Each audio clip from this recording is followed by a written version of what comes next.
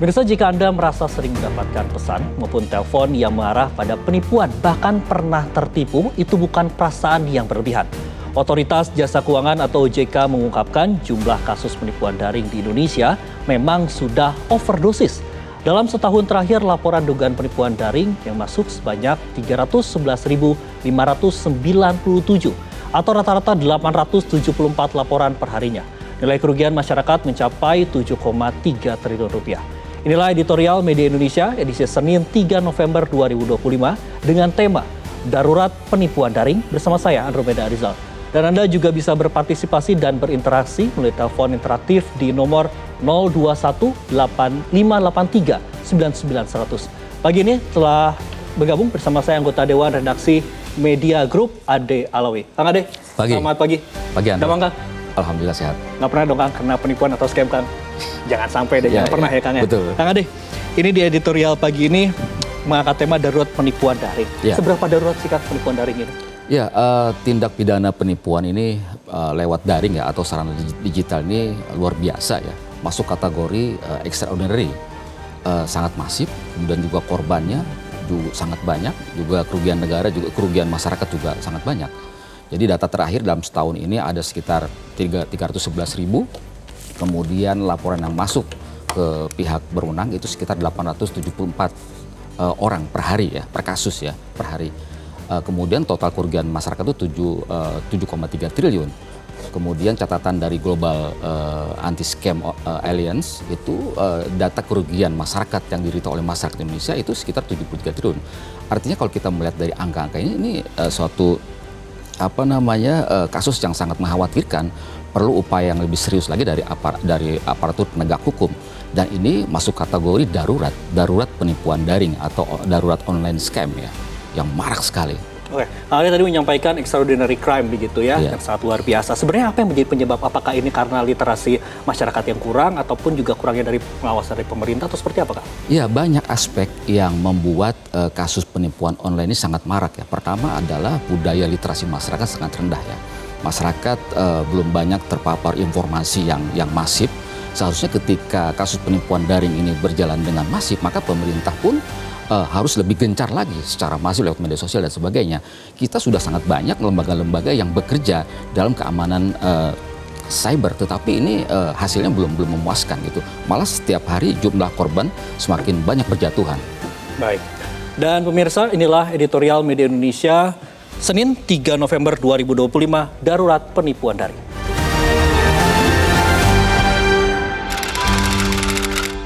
Darurat Penipuan Daring.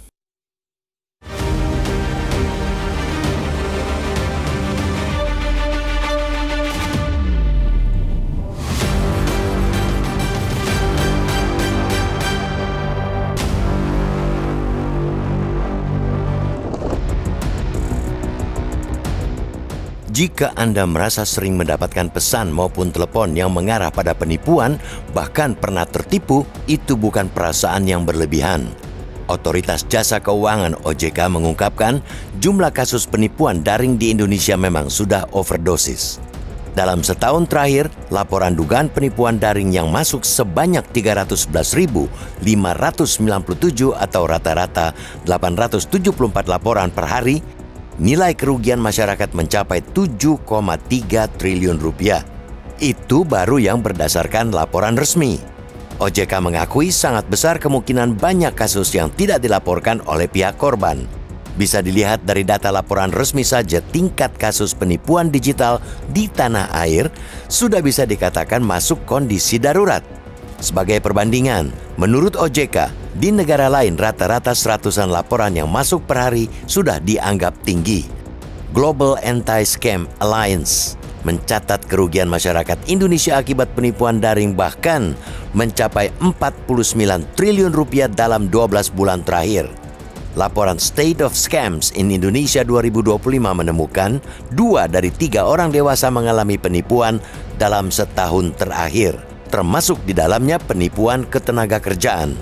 Sementara itu, ada bentuk lain kejahatan daring yang juga masif menjerat masyarakat, yakni judi daring alias judol.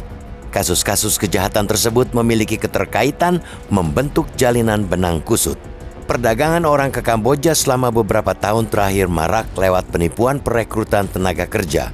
Mereka ditempatkan di semacam camp untuk menjalankan operasional praktik penipuan daring hingga judol. Kebanyakan tenaga kerja tersebut diperlakukan tidak manusiawi, bahkan sampai meregang nyawa. Ada sejumlah penyebab praktik penipuan daring dan judol bak menemukan lahan subur di Indonesia. Pertama, rendahnya tingkat literasi keuangan masyarakat sehingga mudah ditipu. Masyarakat juga cenderung mudah percaya pada pihak yang mengaku otoritas atau pengampu jasa. Tidak sedikit pula yang gampang tergiur iming-iming hadiah, imbal hasil besar, atau gaji tinggi. Kedua, lemahnya perlindungan data pribadi, data nasabah, pembeli, penjual begitu mudah bocor dan diperjualbelikan. Ketiga, lemahnya penindakan oleh hukum. Bertahun-tahun dari sekian banyak kasus kebocoran data, belum ada satupun pelaku yang diadili. Tindak lanjut pelaporan kasus yang tidak jelas juga membuat masyarakat enggan melapor dugaan penipuan daring. Korban melaporkan ke pihak berwenang tentu berharap pelaku ditangkap dan diadili. Bahkan, semestinya ketika pelaku sudah diadili, korban mendapatkan pengembalian kerugian paling tidak sebagian. Bukankah aparat hukum menyita uang hasil kejahatan sebagai barang bukti? Jangankan uang kembali, kasus yang dilaporkan saja belum tentu ditangani. Perlindungan dan tanggung jawab pemerintah dan jajaran aparat hukum masih jauh dari ideal. Yang dilakukan paling banter hanya memblokir baik situs daring maupun rekening, lalu menyebar imbauan. Pemblokiran juga cari jalan paling mudah. Pukul rata semua rekening yang dianggap menganggur dengan alasan untuk mencegah disalahgunakan bandar judol. Tidak peduli puluhan juta nasabah kelimpungan karena tidak bisa menggunakan dana milik sendiri. Kalaupun ada penangkapan pelaku, yang dijerat hanya kroco, bukan dalangnya. Maka tidak mengherankan bila penipuan daring, tindak pidana perdagangan orang dan judol hingga kini masih leluasa merongrong kehidupan masyarakat Indonesia. Kondisi darurat penipuan daring hendaknya menjadi peringatan keras bagi pemerintah dan aparat hukum agar membuat terobosan pelindungan masyarakat dan penegakan hukum. Jangan biarkan negara tidak berdaya menghadapi para penipu dan pencoleng.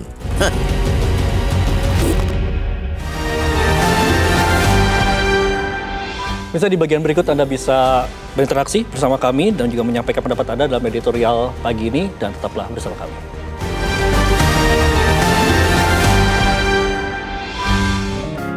Media Indonesia mengajak Anda untuk mengakses fitur premium e-paper.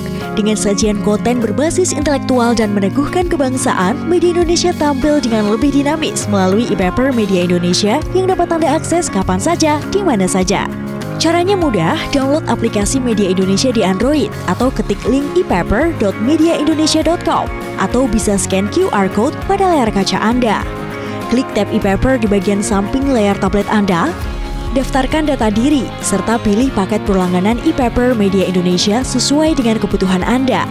Nikmati juga bonus spesial tambahan 4 halaman rubrik fokus setiap hari. Semua bisa Anda dapatkan hanya di e-paper Media Indonesia. Untuk informasi lebih lanjut, hubungi customer service di nomor 0811 1201 2018 atau kunjungi media sosial @Media Indonesia. Media Indonesia, referensi bangsa. Terima kasih pemirsa, Anda masih bersama kami di editorial Media Indonesia, dan saat ini kita akan terlebih dahulu untuk mendengarkan pendapat dari pemirsa Metro TV. Ada John Veto dari Batam. Selamat pagi Bang John. Selamat pagi Mas Andong, selamat pagi Bung Ade. Salam sehat selalu ya. Siap. Bang John, bagaimana Bang kita berharap bahwa penipuan secara daring dan juga scam ini tidak bisa terulang kembali? Apakah Anda yakin Bang hal ini bisa terjadi? Jadi begini Bung Andong ya.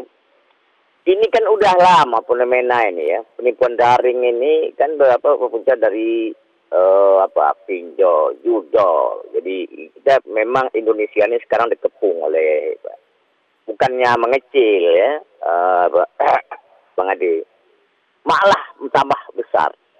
Tambah lagi apa kata Bang Ade itu memang masyarakat itu tidak ada memegang uang cash itu, masyarakat kita kan agak sulit sekarang ini. Jadi gampang Dan lagi anaknya pinjam daring ini kan sangat dahsyat.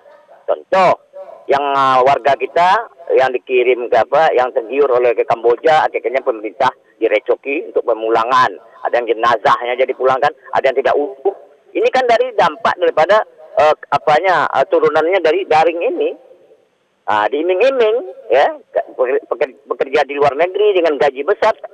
Logikanya jalan di Kamboja, gaji apa yang tidak besar? Ekonominya di bawah kita kok.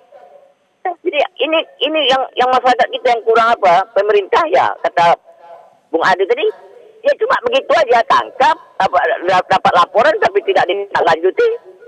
Ya. Jadi masyarakat ini yang melapor aja, Bang Adi. Yang tidak melapor berapa banyak? Yang tidak melapor berapa banyak? Mungkin jutaan yang tidak mau melapor karena dia kerugian cuma memang skalanya kecil. Tapi inilah pemerintah harus tegas. Mudah-mudahan di pemerintahan Prabowo ini clear lah masalah ini. Judul pinjol narkoba kita itu aja sekarang yang itu aja. Terima kasih banyak. Baik, terima kasih Bang John Veto dari Batam. Kang, ya. Tadi kalau kita melihat ini permasalahan ini sudah lama, sudah sering terjadi. Sebenarnya ini apa, Kang? Apakah ada oknum-oknum yang dibalik ini semua sehingga scam ini kerap terjadi, Kang, di Indonesia? Ya, yang pertama harus kita garis bawahi bahwa kejahatan daring ini adalah kejahatan yang sifatnya lintas negara ya. Ada beberapa kasus temuan-temuan dari Polda Metro Jaya, misalnya dari Baris Krim Polri, itu memang base-nya di luar negeri. Dan kita kelihatannya agak susah untuk menjangkau itu. Kan sebenarnya kan tinggal kerjasama antar negara ya. Jadi ini saya kira harus diperkuat ya. Bagaimana kerjasama antar negara, antara pemerintah Indonesia dengan pihak yang di luar negeri. Ini perlu saya kira seperti itu. Nah, memang law enforcement ini menjadi kunci ya. Menjadi kunci bagaimana kejahatan ini bisa diatasi ya. Harus ada efek jera bagi pelakunya. Dan yang ditangkap seharusnya tidak hanya krocok-krocok, tidak hanya para pemain di lapangan. Tidak hanya nelpon-nelpon begitu, digerebek dan sebagainya, tapi mastermind-nya bagaimana? Ini yang saya kira harus dikejar. Karena kejahatan daring ini kejahatan lintas negara dan kejahatan yang sifatnya sophisticated menurut saya ya. Sehingga agak bagaimana pemerintah ini agak cukup kesulitan juga. Tapi dengan kerja keras dari pemerintah, wabil khusus dari aparatur penegak hukum, harus lebih pintar dari pelaku kejahatan, harus lebih gercep dari pelaku kejahatan, maka ini menjadi kunci. Nah, sisi lain yang lebih penting lagi adalah aspek dari budaya masyarakat. Masyarakat ini harus ditumbuhkan budaya tabayun ya. Budaya tabayun ini adalah budaya check and recheck. Ketika menerima informasi, informasi dari WA dan sebagainya ya, atau dari web misalnya akan mendapatkan uang sekian-sekian dengan modal sekian misalnya. Pokoknya yang sifatnya janji surga lewat sarana digital itu dipastikan itu palsu. Kemudian kita terakhir misalnya tiba-tiba orang kehilangan uang 3 miliar di rekeningnya dengan dijebol loginnya dan sebagainya. Ini menurut saya ini sudah luar biasa gitu. Banyak di masyarakat lapis bawah misalnya tiba-tiba dia dapat tagihan pinjol, dapat tagihan pinjol, padahal dia tidak bertransaksi apapun. Nah, ini fakta-fakta ini menurut saya ini sudah luar biasa. Belum lagi kasus judol banyak berakhir dengan perceraian, banyak berakhir dengan orang bunuh diri. Ini luar biasa kasus ini. Berarti Kang Ade, pertanyaan besarnya apa yang menjadi kesulitan begitu dari pemerintah untuk mencegah agar hal ini tidak terjadi kembali begitu terkait dengan scam kemudian jadi kerugian juga. Bahkan tadi informasinya kami mendapatkan juga ini dalam satu kali klik saja bisa hilang 3 miliar rupiah gitu Kang Ade. Iya. Lembaga-lembaga yang terkait dengan keamanan dunia maya ya atau cyber security ini cukup banyak di Indonesia. Setidaknya ada 5. Pertama adalah BSSN, Badan Siber Sandi Negara. Kemudian ada Kominfo. Kominfo ini regulasi dan sebagainya dimenangani. Kemudian yang ketiga adalah Direktur Cyber. Kemudian ada OJK. Lembaga-lembaga ini harusnya bersatu padu ya, bekerjasama dengan terpadu, dengan luar biasa. Dengan aparatur yang hebat tidak bisa disogok. Inilah yang saya kira juga menjadi garda terdepan bagaimana Indonesia ini menjadi negara yang berwibawa orang tidak semena-mena melanggar hukum, tidak semena-mena menipu rakyat Indonesia untuk diperdaya, untuk diambil uangnya. Ini menurut saya kondisi luar biasa ini pemerintah harus menyadari ini situasi sudah darurat, sudah luar biasa. Bagaimana cara memeranginya? Nah, seperti itu. Itu dari sisi pemerintah. Dari masyarakat sendiri, ini literasi tadi sempat Kang Ade sampaikan juga. Literasi seperti apa sih Kang yang harus dipahami oleh masyarakat sendiri? Saat ini kan kalau kita melihat begitu Kang, baik itu dari setiap akun media sosial ini selalu ada Kang chat, link yang di-share dari Telegram, WhatsApp, kemudian pesan-pesan dan lain sebagainya. Literasi seperti apa Kang yang harus dipahami oleh masyarakat Indonesia? Nah, literasi ini ada 2. Pertama ada dari otoritas ya, dari pihak pemerintah. bagaimana lewat WA dan sebagainya ini secara masif dilakukan penyadaran kepada masyarakat ya lewat berbagai media digital lah. Ini kan sekarang sangat banyak. Kemudian juga tokoh-tokoh masyarakat. Tokoh-tokoh masyarakat itu, tokoh-tokoh agama harus menghidupkan bagaimana masyarakat itu produktif, bagaimana masyarakat itu tidak tumbuh budaya instan.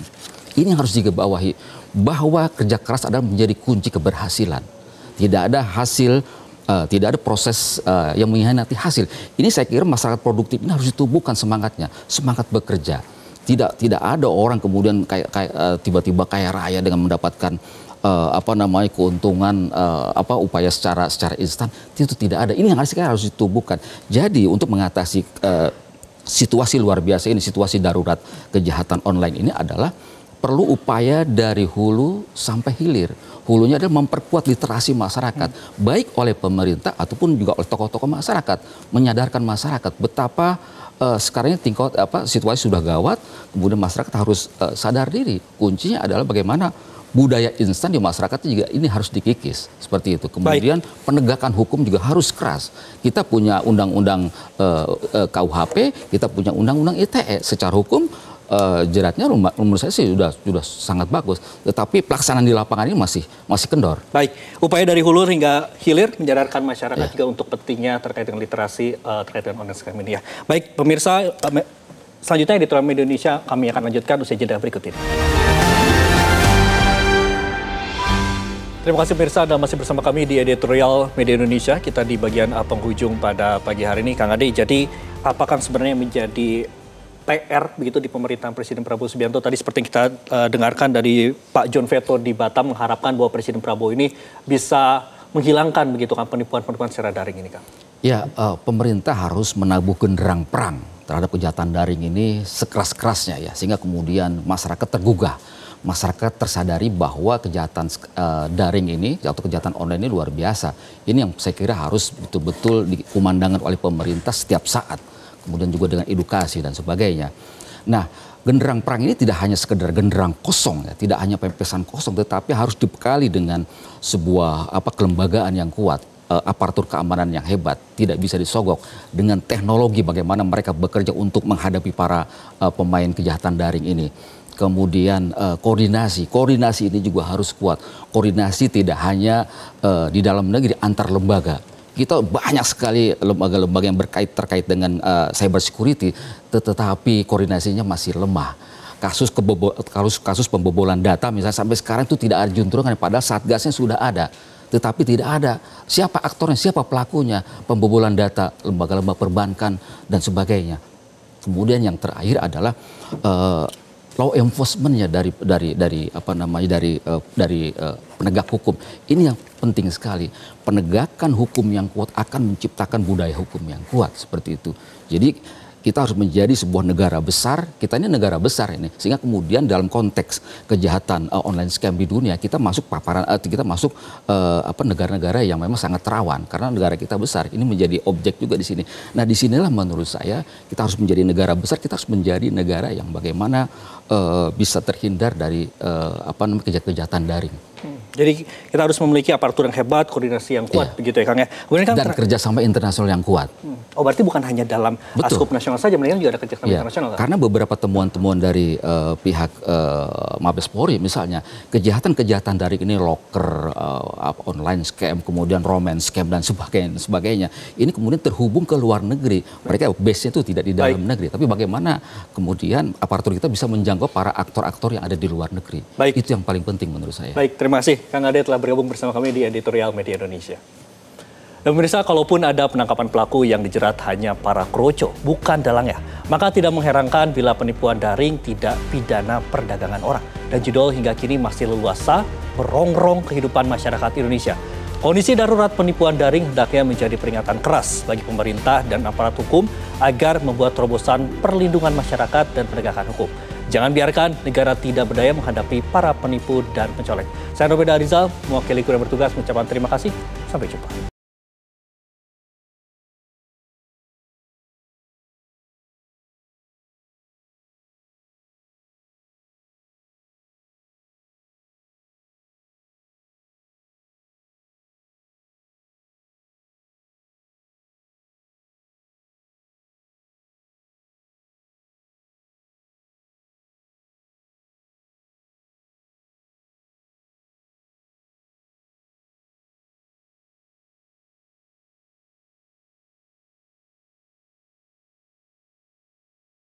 Metro TV.